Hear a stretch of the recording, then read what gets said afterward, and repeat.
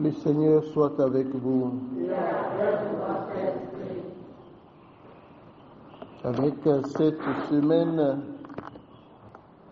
nous commençons la lecture continue du premier livre de la Bible, la Genèse, premier chapitre, premier verset. D'abord, ce texte nous rappelle que nous avons été créés par quelqu'un.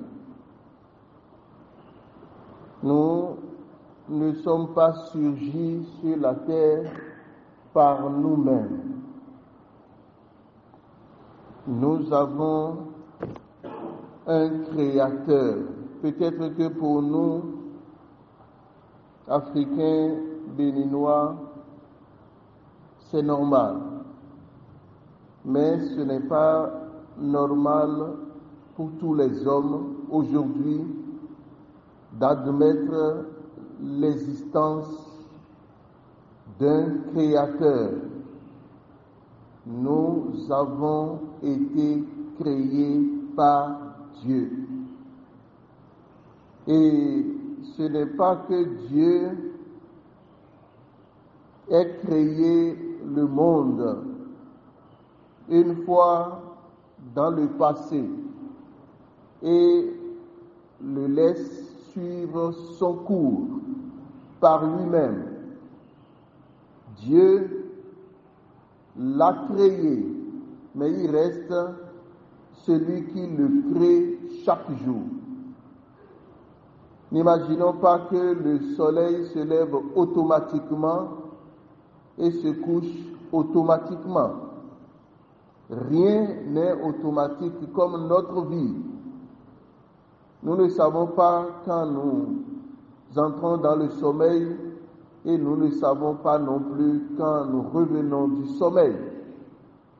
Nous sommes dans une dépendance absolue par rapport à Dieu. Nous recevons de Dieu. Quand Fatima, la Vierge Reine du Ciel, a ordonné au Soleil de se déplacer de son orbite et de s'approcher de la Terre, et les gens sentaient que la Terre devenait comme un feu, ils ont compris tout de suite que rien n'est automatique.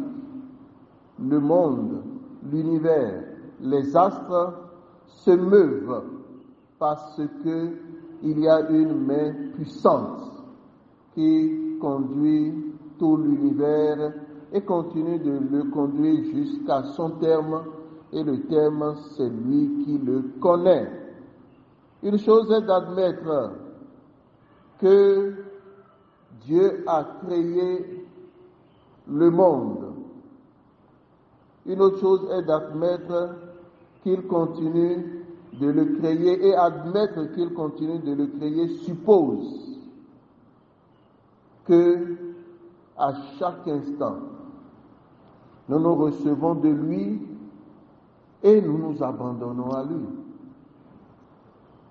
Nous nous abandonnons à lui. Est-ce que nous savons comment il a créé les choses? Et peut-être nous nous agitons et nous voulons faire 1000 choses pour pouvoir ajouter quelque chose ou pour pouvoir nous défendre. Est-ce que nous connaissons comment le soleil se défend pour être toujours là? Est-ce que nous connaissons comment la lune et les étoiles se défendent pour être toujours là? Dieu l'a fait et continue de le faire avec beaucoup d'amour. La parole de Dieu dit justement que Dieu a tout fait et il a fait tout très bien. Comment se fait-il que le désordre, le mal, s'est introduit dans le monde? Le mal est venu d'ailleurs. Dieu n'est pas source du mal. Il n'en serait jamais la source. C'est le diable à travers le péché de l'homme qui a introduit dans la création un désordre, je dirais un griffe absolu, qui s'est levé contre l'ordre que Dieu a établi. Et la souffrance est entrée dans le monde. Regardons, écoutons et méditons sur l'Évangile, le travail que Jésus a fait dans cet Évangile comme un travail de restauration. On dit partout où il passe, Jésus a été un homme très public.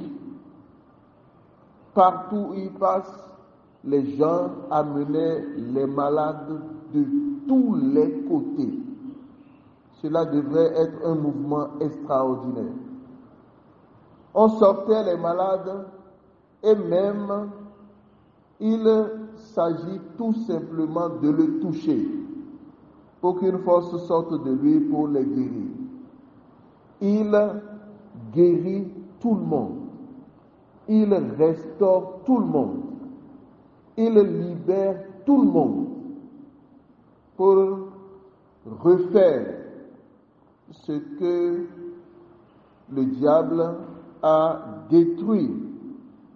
Justement, c'est au lieu où nous avons été pardonnés que nous avons été guéris. Et cela a été déjà fait. Quand deux fois l'Écriture dit dans ses plaies, nous sommes guéris. Dans ses plaies, nous sommes guéris. Et c'est là où les plaies de Jésus ont été ouvertes que la guérison a été donnée à tout le monde. Et c'est justement sur la croix que la grâce de la guérison est relâchée définitivement sur le monde avec la grâce du pardon. Donc c'est avec le pardon que la guérison est donnée une fois pour toutes sur la croix et elle est disponible en Jésus de Nazareth. Mais comment accéder à cette abondance de grâce, de miséricorde et de bonté avec Jésus les bras ouverts? C'est par la foi. Et dans la logique de la foi, il est dit, tu diras à cette montagne, la montagne de ta maladie, la montagne de tes problèmes, la montagne de ta souffrance, tu lui diras, déplace-toi, et va te jeter dans la mer. Et Jésus dit, si vous croyez, cela va s'accomplir. Quelle est la logique intérieure à cette parole? C'est la même logique de la création. La parole de Dieu dit que l'Esprit de Dieu planait sur les eaux et Dieu dit, quand il y a l'épaisseur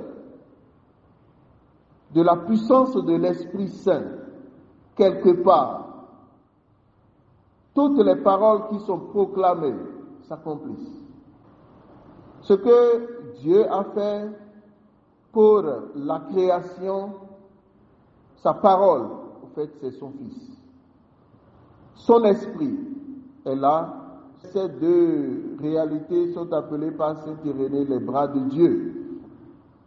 Quand l'Esprit Saint est présent et la parole est donnée surtout, comme dit l'Écriture, les anges se dépêchent pour accomplir la voix qui porte la parole de Dieu. Quand cela arrive, le miraculeux s'implante. Donc, la création est faite par la parole en présence du Saint-Esprit. La nouvelle création que nous, image de Dieu, devons refaire avec la foi en Jésus se passe de la même manière.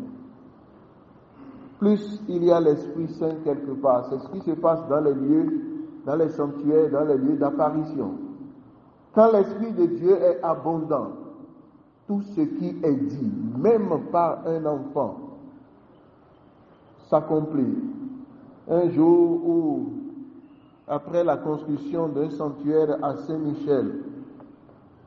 Pour Saint-Michel, fait construire un sanctuaire à Saint-Michel avec la taille humaine. Je ne sais pas si ça se trouve quelque part. Et ce jour de l'inauguration, la présence de Dieu était tellement forte que l'évêque lui-même en était impressionné. Et même sur la cour, ce jour-là, quand les enfants disent Saint-Michel, quelqu'un tombe par terre, avec des manifestations s'il y a la présence du mal. Ça veut dire quoi? La création se continue et se restaure par la foi de l'homme en présence du Saint-Esprit et par la parole qui nous est donnée au nom de Jésus. Que la grâce de Dieu soit abondante sur notre vie et que ce qui est dégradé par le péché soit restauré par notre foi et par sa parole, Jésus de Nazareth.